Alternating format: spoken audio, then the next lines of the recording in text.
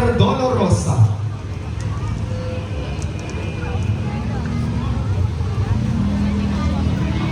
Ang Birheng Naghihinagbis o Mother Dolorosa ay isa sa mga imahe ng mahal na Birheng Maria na nagpapakita ng matinding pagdadalamhati.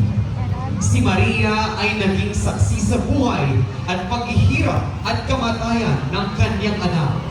Siya ay nasa hulihan ng prosesyon. Tanda na si Maria ay laging sumusunod sa kanyang anak na si Jesus. Siya ay binagsagang Mother Dolorosa, ang ina ng kapighatian. Ang imahe ng Mother Dolorosa ay nasa pangangalaga ni kapatid Attorney Maria Teresa Lazaro at pamilya ng Nayon ng San Jose.